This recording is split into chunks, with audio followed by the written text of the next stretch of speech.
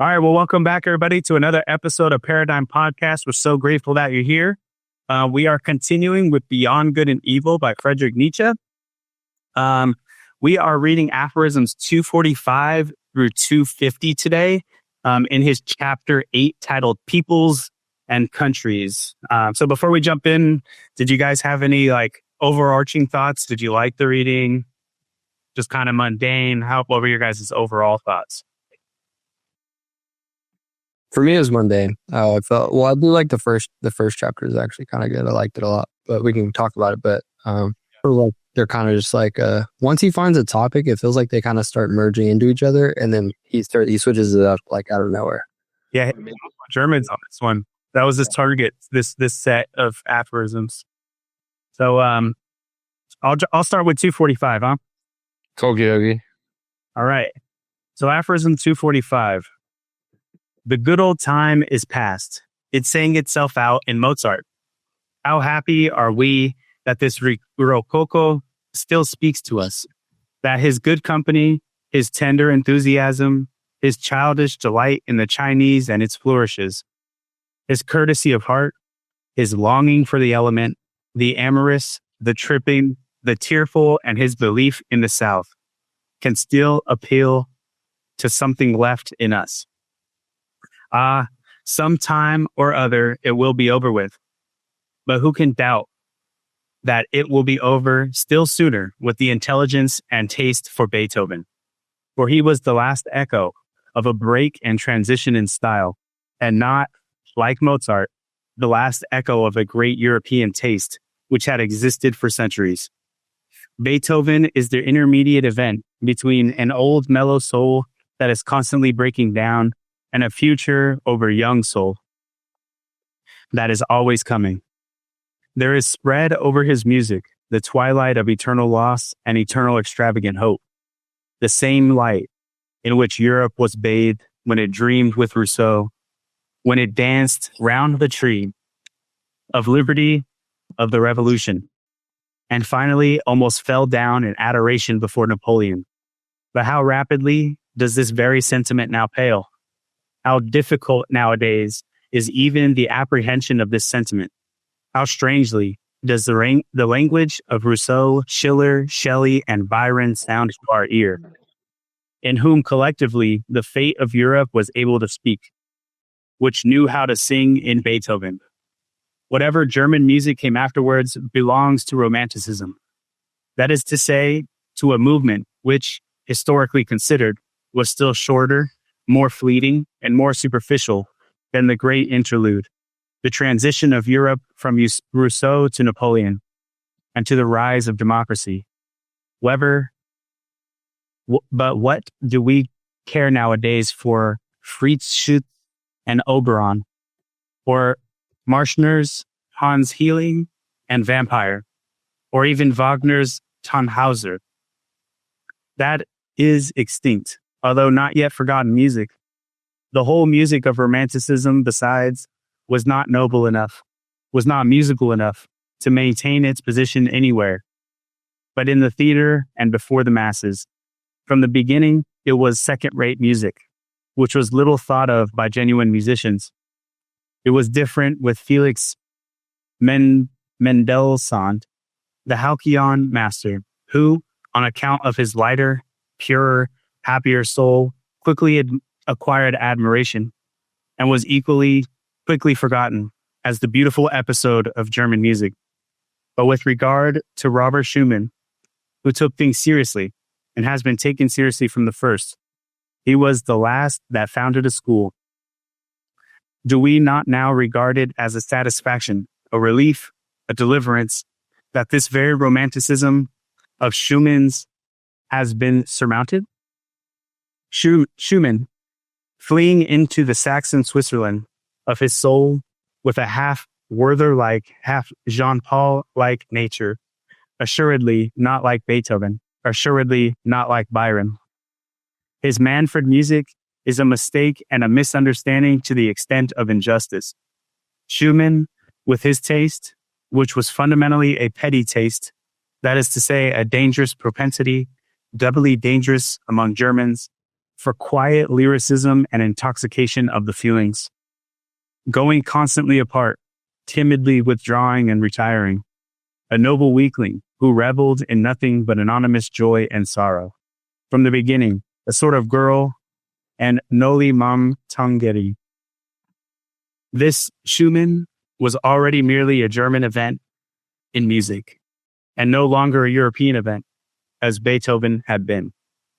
As in a still greater degree, Mozart had been. With Schumann, German music was threatened with its greatest danger, that of losing the voice for the soul of Europe and sinking into a merely national affair. Okay.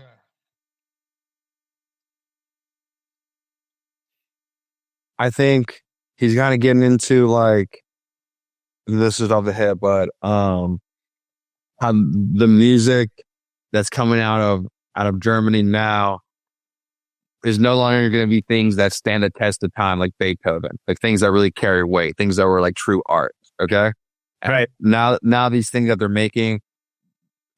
If he used the word romanticism like a cajillion times in this one aphorism, which I thought was interesting. So like we should like get the actual definition of that. But like they're just like catchy things that touch on like the surface level thing of human emotion, you know, just enough. Like you could say like the Beatles was like that when they first came out, like the original boy band, you know.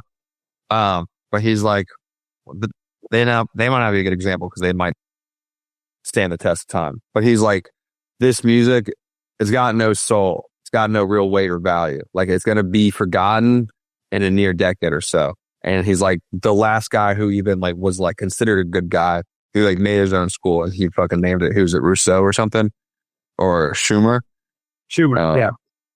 So, and then he talks about, we talked about this like a little bit last time, but when like American culture, like when we make music, the whole world listens. He was like, when Germans used to make music, the whole world would listen. He goes, now maybe only Germans listen. We may not be the voice of Europe. That's what I got from it. Yeah, I think he's painting this picture of like this beautiful music with, let's see, who's he got here in the beginning? This beautiful state of music with Mozart, that era of music being really beautiful. And then, not just beautiful, but like setting the standard, maybe. Right.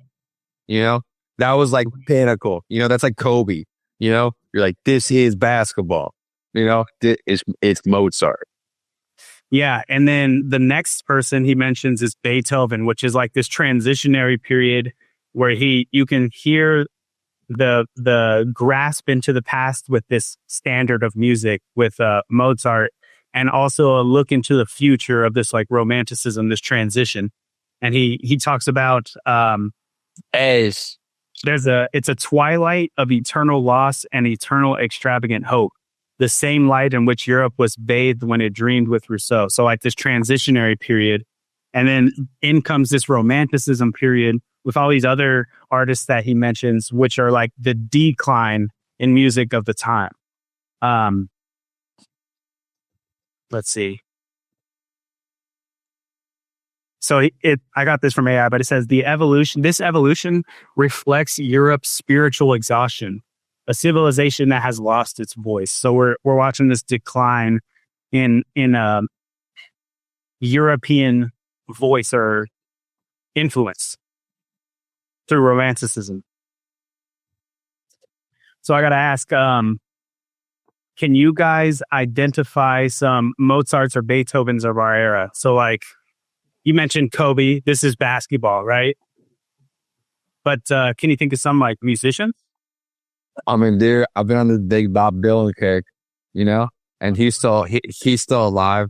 And like, he was kind of a transitionary guy where like he took folk music and kind of blended it in with what was going down in Europe, which was like this like new rock and roll thing, which was like the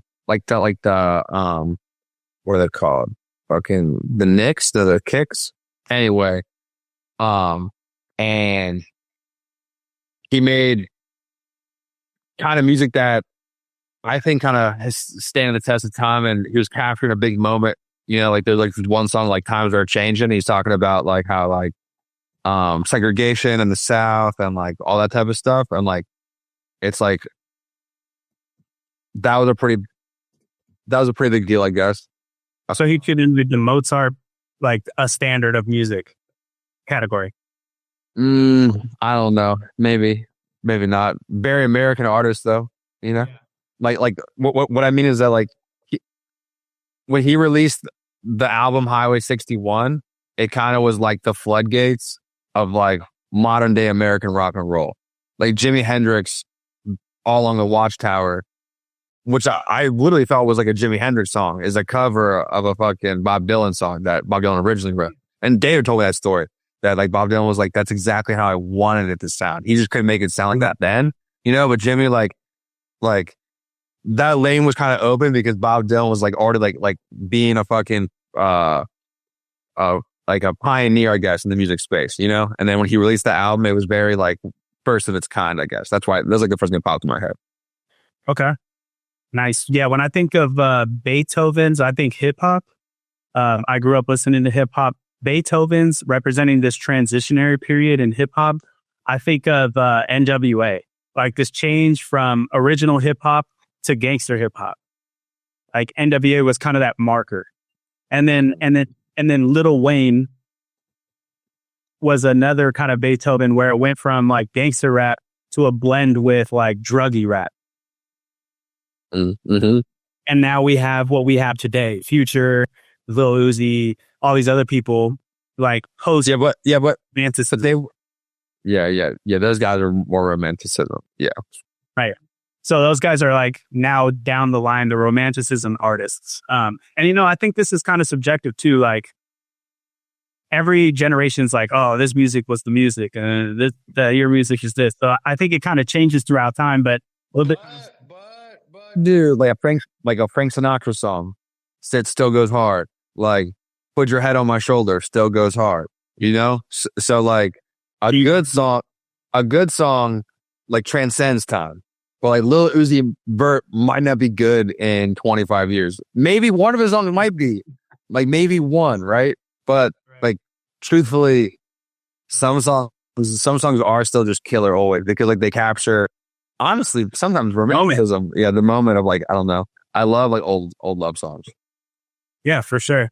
Yeah, John in 10 years gonna be like, I'm gonna get along with that.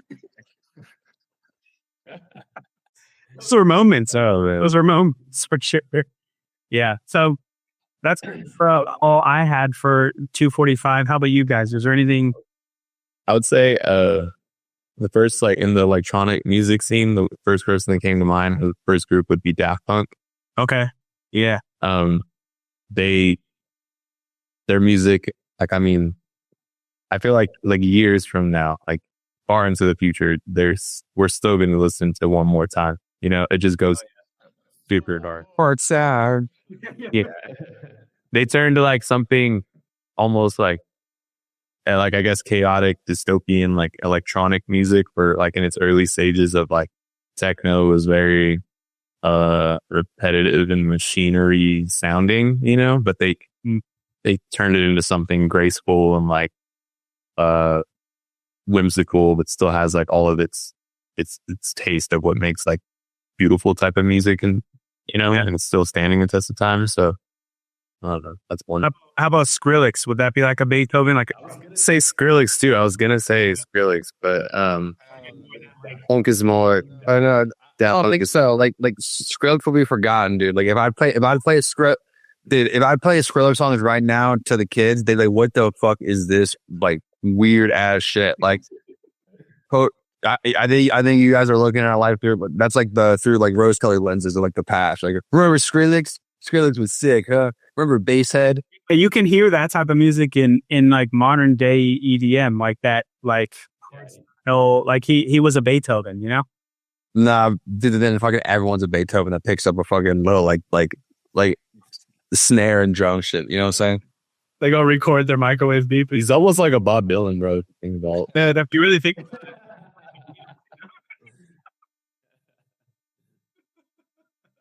Kanye West. How about that? That's a good one. Maybe. Fashion hip hop. Cardi. T-Pain, definitely a Beethoven. No, he's not. That's what I'm saying. No, he's not. If you really think about it, he's like the Beatles of his time. No, he's not. He's not the middle of the time. No, he's not. Bro, everybody uses autotune now. All right, but Jay's rage baiting now. Title of this thumbnail. Pain, the Beethoven of our time. What the fucking bullshit. Wouldn't it? That would get click. The title of his, It's Beethoven. Miles. oh, for sure. Me music. See, I've never heard of him. That's how I know he's bad. Like for sure, no. It's behind the times, brother. He's so far ahead. It just At the sound of a bag. All right. Move forward. Yeah. Did you have anything, Devin, or you want to jump into 246? No, I just kept thinking about like I just kept thinking of like Nietzsche in this like how when he wrote a lot of his writings, I wouldn't say because I don't know enough history behind this kind of writing, like philosophy, but I almost think of when he was releasing and publishing his books and his writings, people didn't really consider him as like a great writer until later past his time. And I think they talk about his sister or like someone in his family talks about it in the beginning, where he wasn't really like a profound like philosopher of the time of like this novelty in writing. And then once time passed, then the philosophers past his generation reflected a lot on his, like, not just philosophers in our generation, it's like psychiatrists and like people like JVP, right? Like, how did we stumble upon this book? Through that. Jung. Right. And so I just think like it's hard. I think it's really hard to tell what's going to survive the test of time because times are always changing. And so it also takes. Bob Dylan writes about that. That's what it's song title. Times are changing. Yeah. And so it's like, I also think like the I wouldn't even say the Beethovens of the generation age, but I think the new age of whatever time period that is moving forward, like the 1950s, the 60s, the 70s, the people that come up in that era have to grab influence from the people of the previous era and continue that, like, and then that person that has created that person in the 50s, that created the person in the 60s, that original Beethoven is the person that everybody's drawing from, but like there's Beethovens in every era. And I think Nietzsche might have been one of those, but no one knew it at the time. And it's really hard to like pinpoint what our generation is going to like be like, that was our Beethoven, or that's who we consider people. Because we're definitely pulling from people like the Beatles and Bob Dylan. Like, that's our parents' generation. Like, that's our parents' anything. Like, but it's like, it is hard to tell for our generation. Like, it's hard to think right off the top of my head, like who's going to be remembered from when we were born until now. Jeffree Star. Yeah, so that's what I was thinking about the whole time you guys were talking. I was just like, yeah, it says here, Friedrich Nietzsche became prominent not during his lifetime, but in the years following his death in 1900. Yeah, so that's a long time, dude. Like, that's a fucking long time before he started getting any recognition. Right? Yeah. All right. 246. Anybody? I got this one. All right. What a torture are books written in German to a reader who has third ear. How what is this word? Indignantly, he stands beside the slowly turning swamp of sounds without tune and rhythms, without dance, which Germans call a book. And even the German who reads books, how lazily, how reluctantly, how badly he reads. How many Germans know and consider it obligatory to know that there is art in every good sentence. Art which must be divine if the sentence is to be understood. If there is a misunderstanding about its tempo, for instance, the sentence itself is misunderstood. That one must not be doubtful about the rhythm determining syllables. That one should feel the breaking of the too rigid symmetry as intentional and as a charm.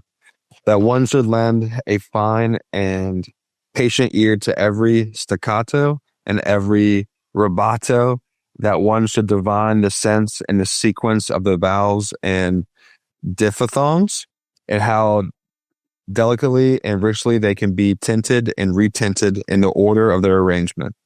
Who among book-reading Germans is complacent enough to recognize such duties and requirements, and to listen to so much art and intention in language.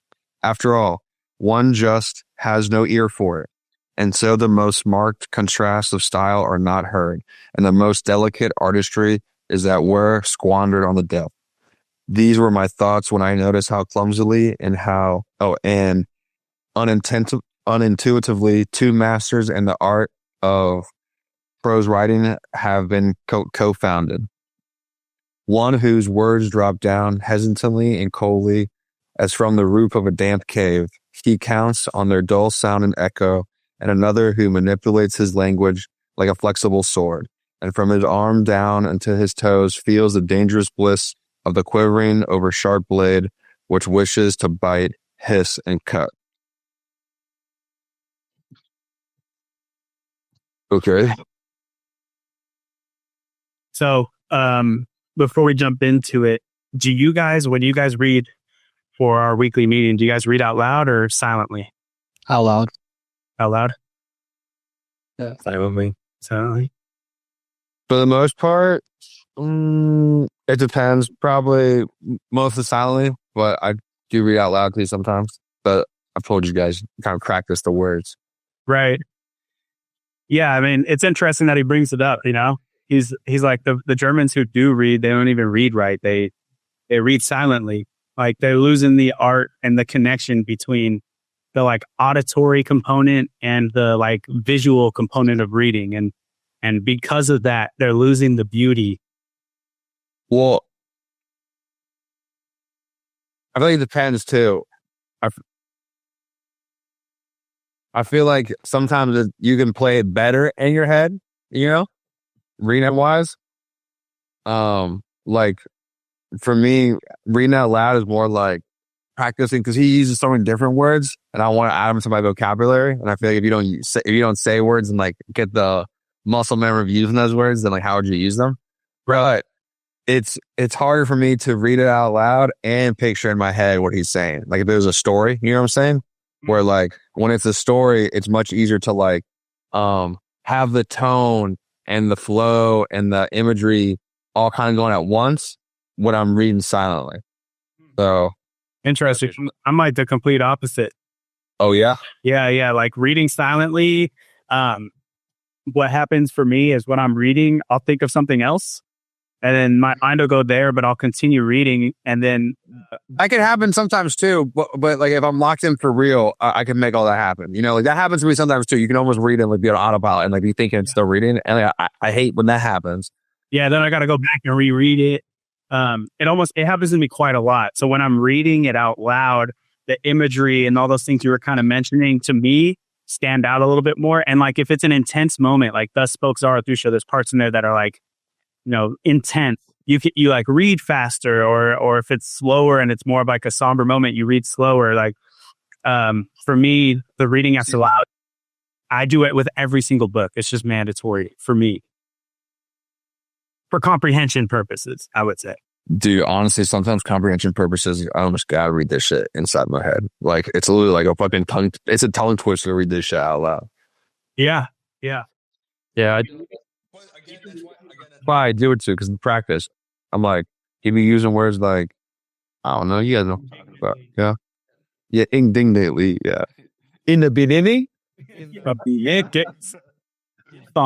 Yeah, this were really good for developing vocabulary. Like a diphthong, I didn't know what that was. It was like it's a single speech sound occurring in one syllable that begins as one vowel and glides into another. So like oi in boy, or ow as in out. And it makes me think of like the Japanese language. Their alphabet it tends to be two letters that make a sound. Yeah. Like there's many different like their alphabet is just a syllable. It's interesting. It's like a completely different way of doing language. Efficient way of doing it.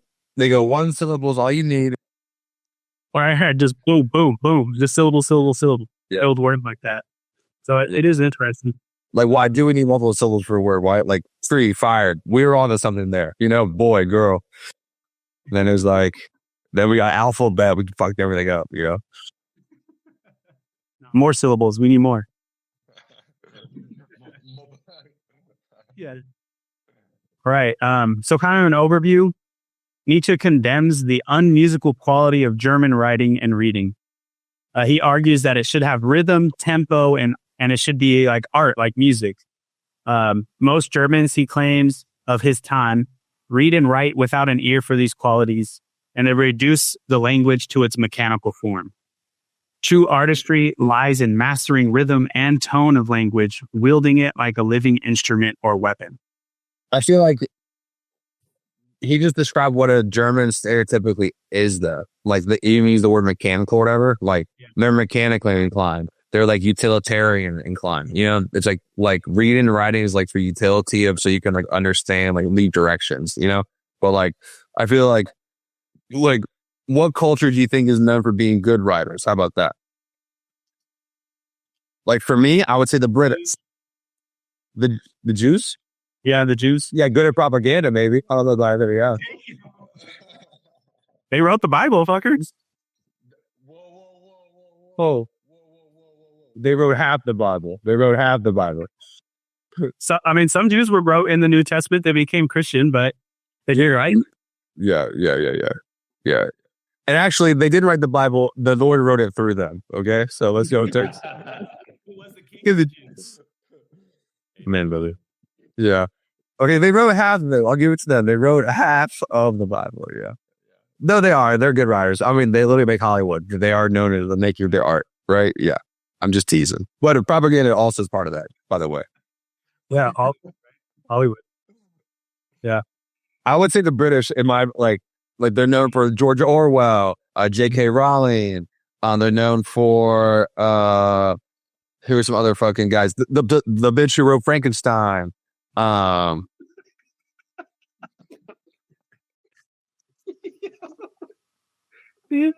That's fun. Yeah, I mean, there's some serious writers that came out of there too. I can't think of many writers. Sun Tzu. There's some people that come out of Japan too. Anime writer. Is that philosophy though? Stuff? Yeah, well, it's like it's like philosophy. Yeah, the art of war.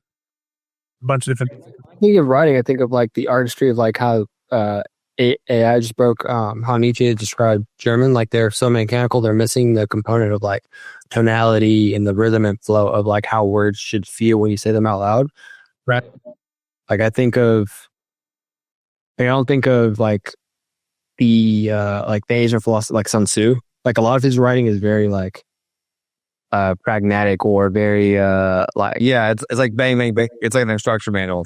Like, I'm going to teach you. But think of Crime and Punishment, the story, and like how fun it was to read a really good story. That's why like sometimes I hate reading stuff like that. It's like we're like having to read a manual for fucking 12 chapters. Points out that was a Sapiens for real. That was kind of like that. It was like read a manual. It was like it was kind of like that. Yeah, fucking. I can kind of see what you're saying though. Like a lot of Honor, bro. It's a fun read. I feel like that might stand the test of time. You know, that's a Mozart. The books. Yeah. I feel like a lot of the reading that I encounter on a daily basis is very mechanical and like manual-esque. You know, there isn't much artistry in it, and so I can kind of see what he's saying. Well, I think there's a reason behind that. I think that we have like step by step been educated to think that way. Like if you read David, remember when we went to the Hanley Library archives and we were looking at the superlatives of the seniors of like the first class from Hanley, the graduating class, 100 years ago. Their fucking superlatives were like, I mean, I thought this shit was gosh darn poetry. Like I was like some fucking farm boy from like I don't know. It was 1922 is writing a fucking like literally a piece of art for his like senior quote. You know, nowadays there are people who are like just quoting like Playboy card. You're like, you know, and the older they do is because they literally can't read or write. And like, I think that like you just said, like even you, like most of your stuff is about like just information and stuff because like you're engaged with reading and writing all for work, you know, for the most part, you know? But I feel like when you engage with reading and writing for like play, for art and stuff, that's what gets you to start thinking about like bigger ideas about like why are we doing any of these things? You know, but if you literally can't read, you can't write, then it's like even hard to like even formulate a whole idea and it's like actuality, you know? One of those quotes from those like yearbooks, it was like some high school kid. He was like, he literally said, much homework is weariness on the soul or something. No, it was like much is like much hours of studying is like or something to my flesh. He says something to my flesh. Yeah. It was crazy, Jay. It was crazy. Like beautiful type stuff, bro. I was like, oh my God. His grandson's probably, you know, a furry or something. But yeah, so Yeah, dude. Some of the senior quotes that I've read are straight up just debauchery. Like they'll do like Yoda type things just to say like I was a whore in high school.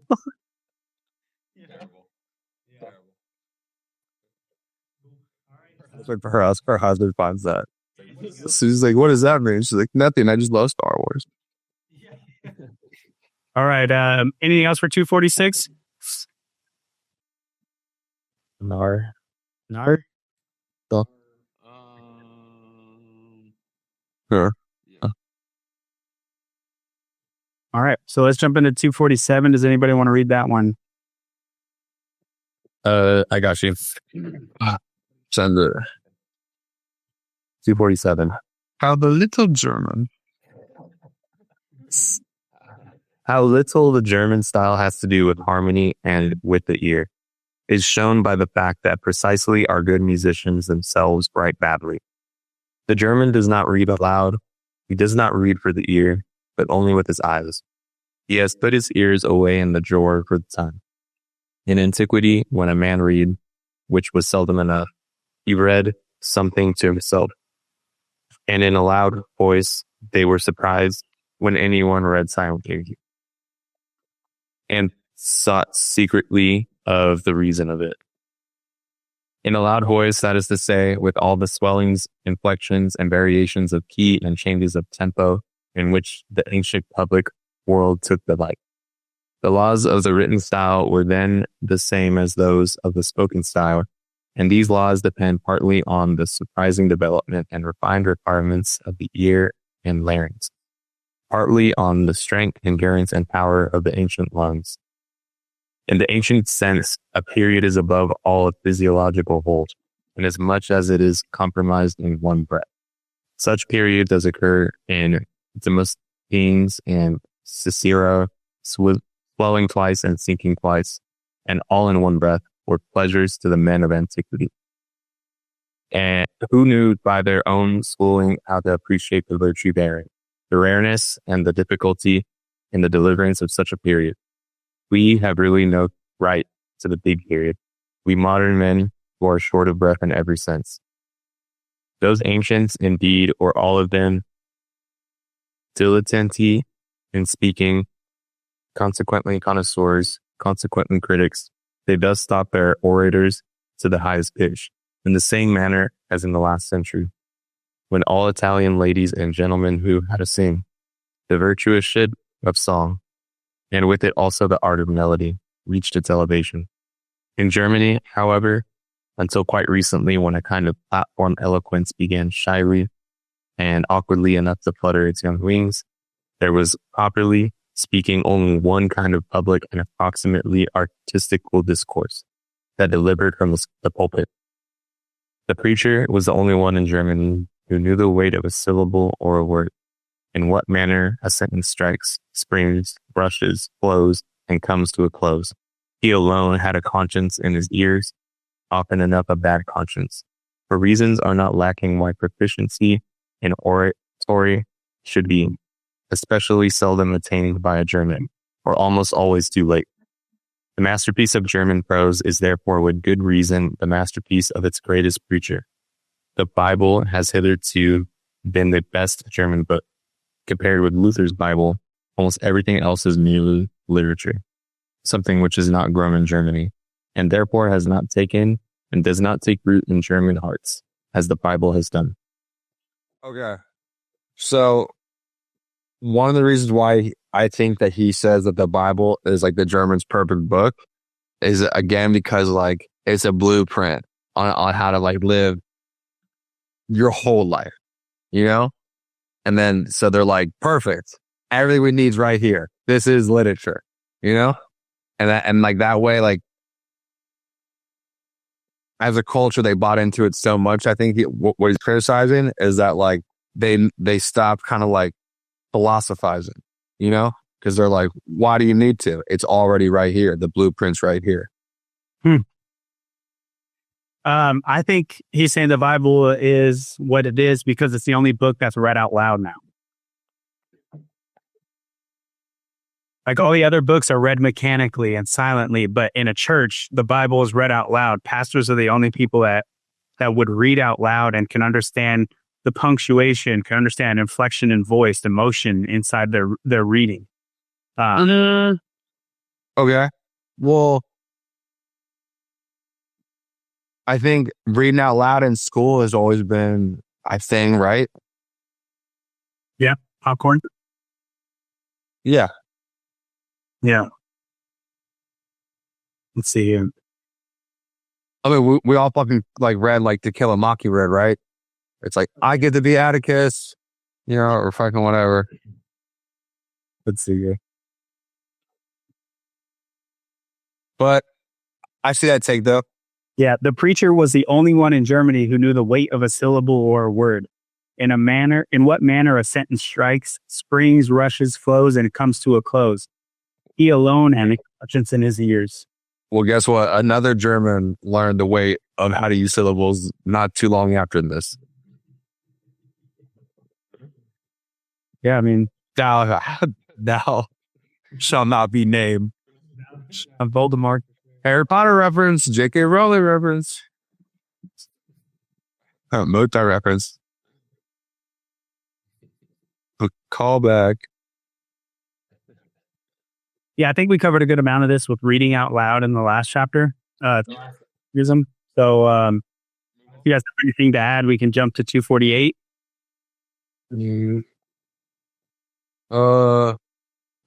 That is something though. I feel like just to talk about how, okay, what you said about how the Bible became what the Bible is because it's the only book read out loud.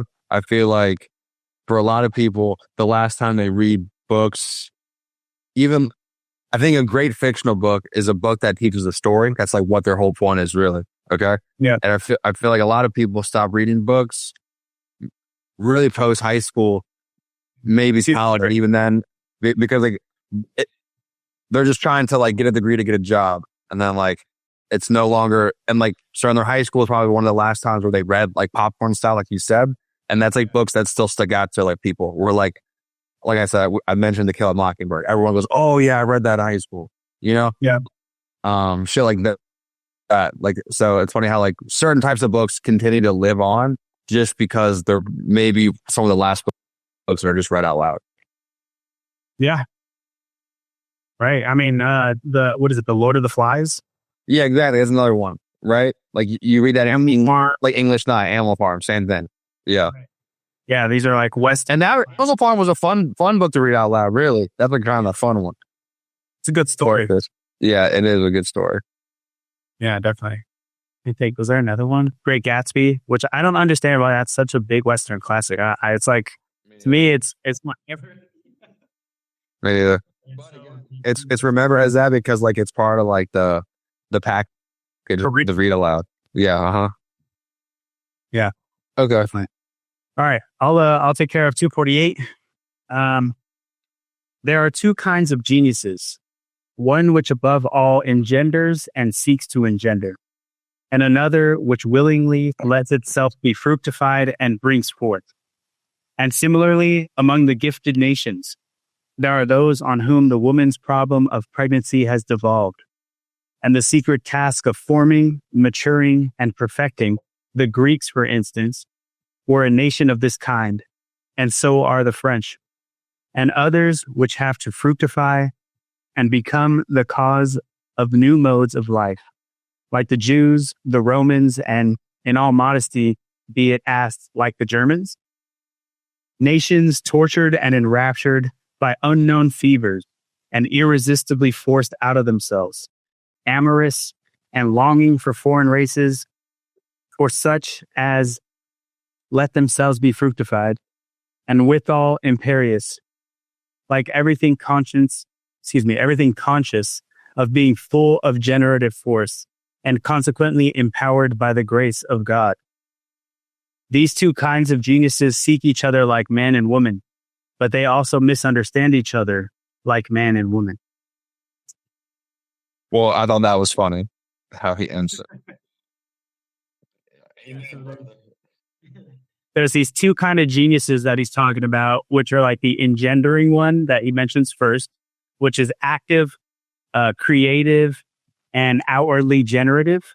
And then there What was your agenda? which would be the male version, right? Like the man. And then the receptive genius, which is contemplative, nurturing, maturing, and perfecting what has been sung, which is the female that he's mentioning, the woman, the kind of genius. The fructifier. What is your agenda? No, the fructifier would be the engendering because they create the fruit, and then No, I get it.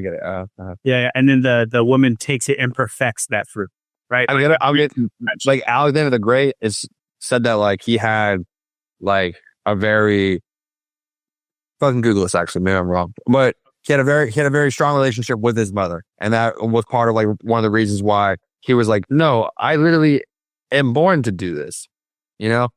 Yeah. Cause look, they say his mom like played a big role and be like, no, don't worry, I got this. You guys all Google it. Everyone just log in. Don't worry. He had a close but complicated relationship with his mother, Olympias, through his belief in his divine lineage and supported his ambitions while also engaging in power struggles and ruthless acts.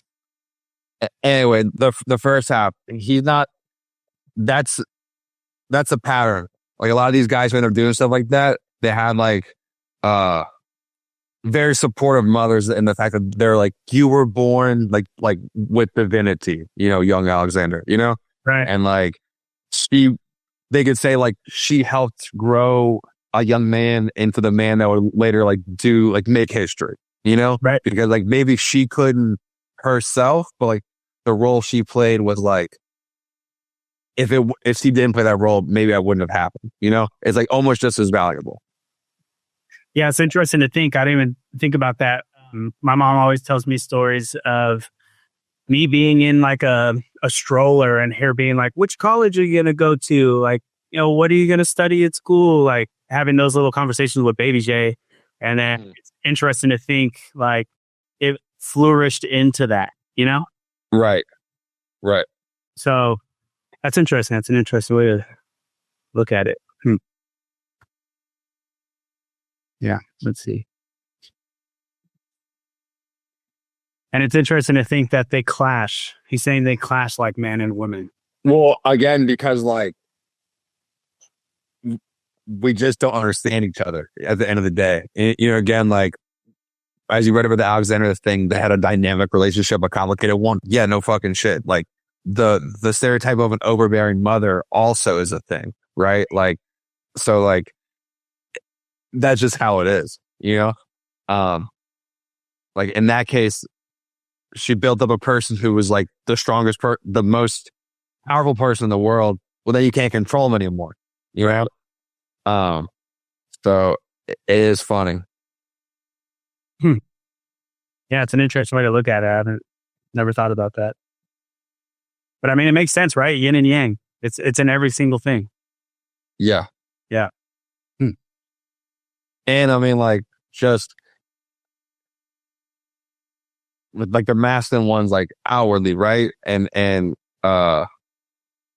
Creates.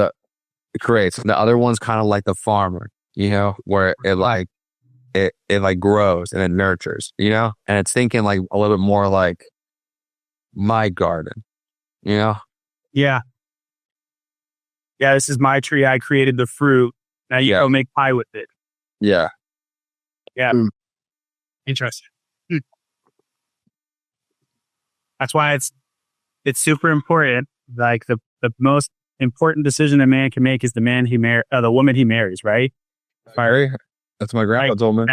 That person's going to be the person who's molding the fruit. You create the fruit, they mold it. So It's an interesting take. Yeah, I'm more fertilized there, food. That's what's up. You know what I'm saying? Plant the seed. All right. 249. I got it.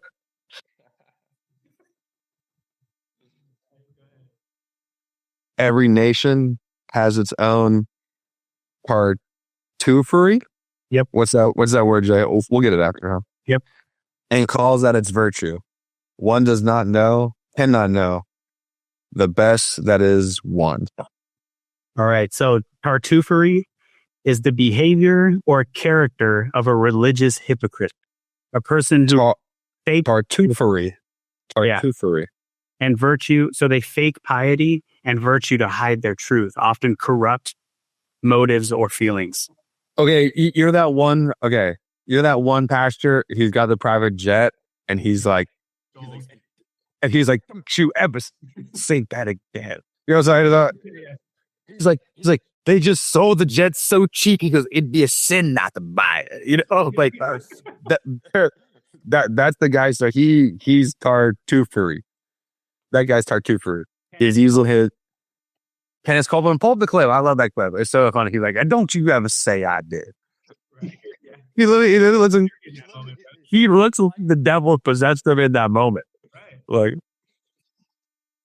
yeah. I had a question about this. What forms of tartuffery can you identify in our, like, let's say in America today? How do they disguise themselves as virtue? well, I just got one right there. Yep. I mean, right now, personally, like, even if it's not about piety, could we just be like political, progressive tartuffery? Yeah, like, give me an example. Yeah, fucking, and whatever that chick's name, Omar, the Somalian congresswoman or whatever. I mean, Johan Omar. they're using the United States platform, our voting system, and like, or voting on these things for progression.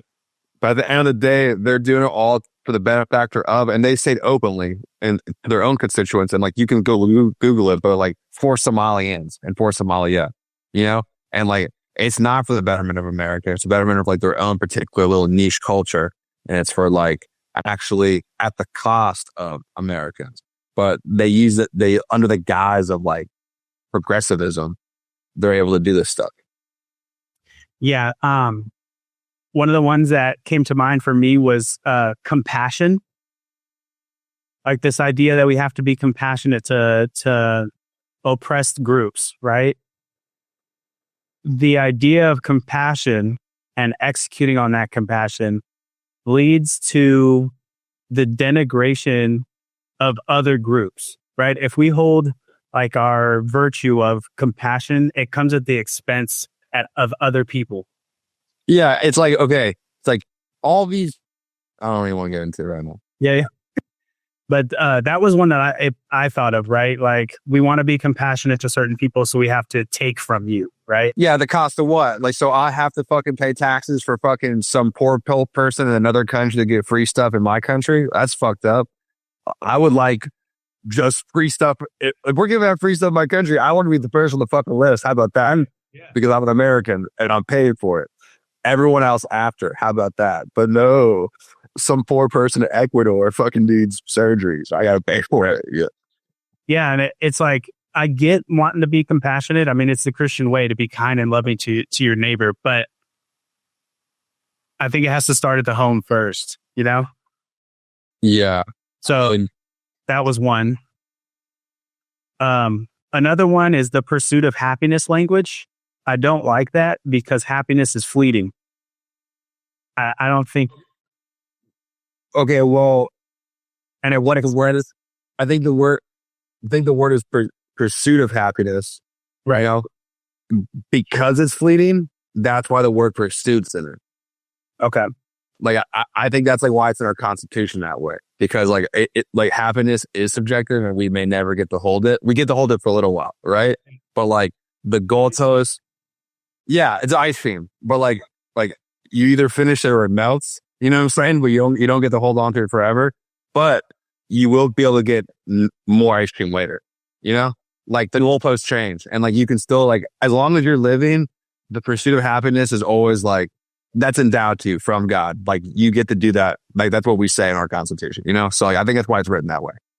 Okay. Yeah, the pursuit part.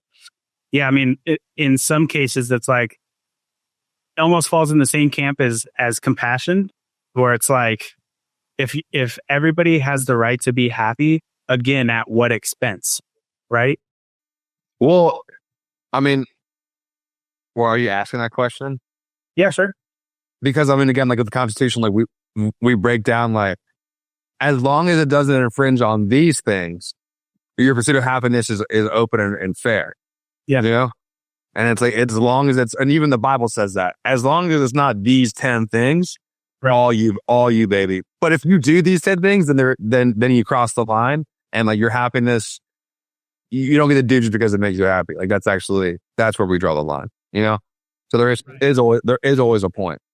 And like, for the most part, people who are like liberty inclined would be like, that's why it's only 10 things. They go, if you could fucking just not do these 10 things, like everything else is pretty kosher. Right. Yeah. I mean, like you were saying, if as long as it doesn't infringe on these things, like we can't take priority to happiness if it infringes on these things. There's like adultery, murder, you know, like these are things where it's like, hey, as long as it's not that, bro, like you can do what you want. It's not a big deal. You deal with it if you think it's a big deal. But like we're saying it's not a big deal to us. Yeah. How about you, David, Devin? Any forms of tartuffery you can think of that we haven't talked about? I think the happiness one is good. But I like how you guys like broke it down. Like there is a pursuit that needs to take place for an everlasting goal or like an everlasting fulfillment in life to always be chasing. I would think of, well, you just might get there and then what? You know? Yeah, slightly got to the reload. I can't think of one off the top of my head. Yeah, I can't really. I mean, I got another one personally. If I can say it. Do we need to bleep it? What? Will we need to bleep it? Maybe. Go for it. Devin, what mark are we at? Where was like Netanyahu always says, like recently, he's like in the Bible it says those who stand with Israel are blessed, and those who don't will be cursed. And he's like, so America needs to pledge $1 kajillion for the next 1 million years, or you're going to be cursed because that's what the Bible says. And all these fucking like Facebook Christians are like, that's what the Bible says. You got to go kiss the wall. And it's like, I think that they throw that in our face as a way of like manipulating us, you know, to get money from our country. And like, I think that's the truth. And like, whether whatever you stand with on them or however you interpret the Bible, I think that's like the third current administration. And for the past maybe 50 years has been doing that to us, you know? So like, for example, the word Judeo-Christian God the word Judeo-Christian is a word like that started popping up post 1948 after the making of Israel as we know it after World War II. Beforehand, there's no such thing as Judeo-Christian values because fundamentally they're fucking two different values. To be a Christian and to be a Jew means you fundamentally disagree on like the most important part. So like, yeah, but they have been using that as a way to target us for support and money for their country. And I think that's tartuffery of them to do. tartuffery. So like we sounds like something Bugs Bunny would say. Yeah, tartuffery. Tartuffery. Are we reading the last one? Speaking of Jews, 250. Okay, play this clip. Let's go. I love this clip. Well, J-Mo, we need some audio, J-Mo. Just his eyes gets it. But really, some audio to really sell it.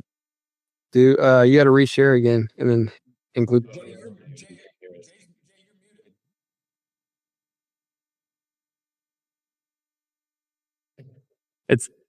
It's the evil spirit of him coming through right now. Yeah, we didn't get to hear the audio. Oh, really? You're muted. Oh, shoot. Here. Let me go real quick. Hold on. And don't you ever say idea. I know. That clip was so funny. And then when they ask him about why he bought it, he's like, they were selling it so cheap. You sitting on them. You know, I was like, dude, what is this guy fucking on? It's a tube full of demons. It looks scary.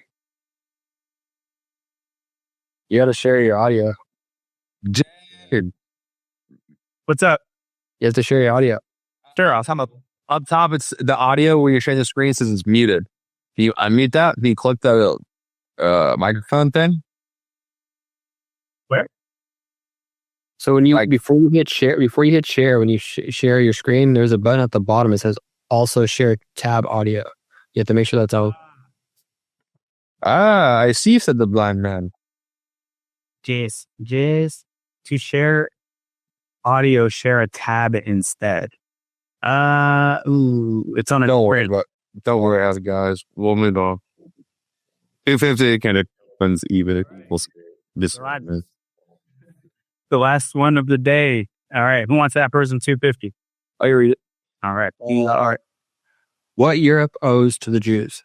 Many things, good and bad, and above all one thing of the nature, both of the best and the worst, the grand style and morality, the fearfulness and majesty of infinite demands, of infinite significations, the whole romanticism and sublimity of moral questionableness, and consequently just the most attractive, ensnaring, and exquisite element in those iridescence and allurements to life in the aftersheen of which the sky of our European culture, its evening sky, now glows, perhaps glows out.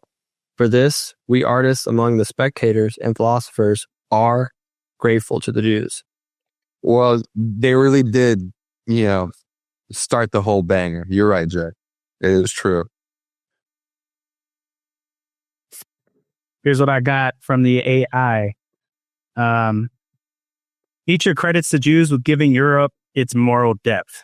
Usually, a grand style of infinite duty, seriousness, and meaning. This inheritance produced Europe's highest achievements in art and philosophy, but also its exhaustion and decline. Europe's evening sky glows with the beauty of moral sublimity, an aesthetic twilight that artists and philosophers admire even as it fades. So like it led to the highest highs, but also the decline that came afterwards. I mean, you could say the same thing about our country right now. Yeah. With the Jews? Oh, I was thinking about religion, I guess. Oh, the loss of religion. The secular. I guess when you're reading this, it's talking about the Jews. I'm thinking of like the Bible is what he's like referencing the whole thing, and like the romanticism and the sunset is like, I feel like the peak of everything was the Christian era. I mean, that's where like Constantinople became like the capital of the fucking world, and it was a Christian nation under fucking Philip, maybe the Roman emperor. Let's see, Constantinople, Constantine. I'm so fucking stupid, bro. He's the first Christian Roman emperor, and but now we're in the sunset era of that, and that's why I think he used the word romanticism. I feel like whenever he uses that, it's kind of a burn. Yeah, he looks down or like he looks things badly. He looks down on it. So anytime he uses that, like think that he's burning them with like a very like soft, gentle burn. Right. Yeah. So he's talking about this kind of sunset of European culture. Yeah. Right.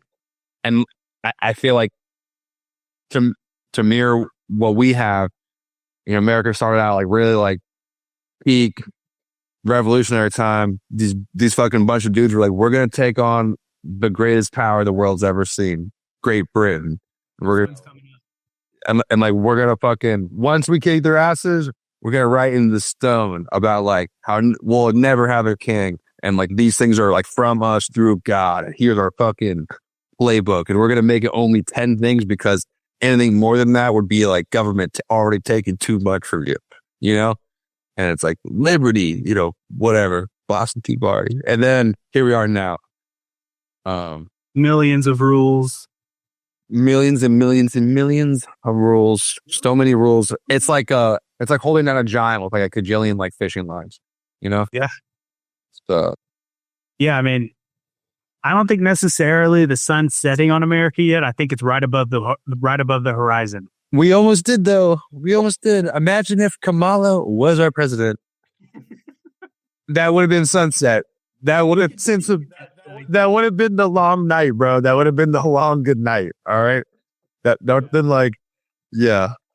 Think about it, bro. Right. You can see kind of worldwide the sun is setting on some cultures, you know? It's unfortunate to think. I think America has a chance, kind of as the last bastion of preserving Western culture. They just have to do it right. So I don't necessarily think the sun's setting yet. I think it's right above the. Well, I would say the sun is setting around us. Oh, we used to have brothers of democracy around us. Canada, Australia, New Zealand. These were all countries that were like fellow, like post colonies that became their own nations. And they were supposed to be like, and they didn't have a constitution like us, but they had something similar. And we now see, because it didn't make it so airtight, that a lot has been taken from them. And they're no longer a religion of democracy. They're like almost fucking like authoritarian governments over there, you know? And like they really showed their hands during the past, 5 years, which is sad as an American to see that. They want to do here. Yeah, they've shown what they want to do here. They're showing everywhere what they want to do is they want to take away our liberty. You know, they're showing it everywhere else. Yeah. God, man. 2030, we will see what happens. But it looks like Gavin's gearing up, dude. I hope he does. That's a hard L. Yeah, I hope he does too, bro. Look at his fucking track record. The homeless crisis was supposed to be solved 10 years ago. Yeah, he was like, now marks the 10-year anniversary of Gavin Newsom solving the homeless crisis. Okay, it's only gone up 1,000,000%. Like literally, you can look up every year the state's on fire, the highest gases, the highest unemployment, the highest taxes, the worst roads. I mean, like the most illegals. I mean, his track record would speak for itself. The worst guy ever coming to you soon, Gavin Newsom. You know, like it's just crazy. And then come on. With Kamala with him, that's the ticket. Yeah, thank you. You're doing us a fucking favor, bro. Yeah, definitely. All right. Anything else at 250 before I wrapped it up? Rattle up. Hang up. All right. Thank you so much for coming to another episode of Paradyme Podcast. We hope you're reading along with us. We hope you enjoyed the show. If you think we missed anything, go ahead and drop that down in the comment section below. Like the video, subscribe to the channel, drop a comment, follow us on all our social media platforms. All the information you need will be down in the description box below. Again, thank you guys so much. And remember, who you are now equals who you'll be tomorrow.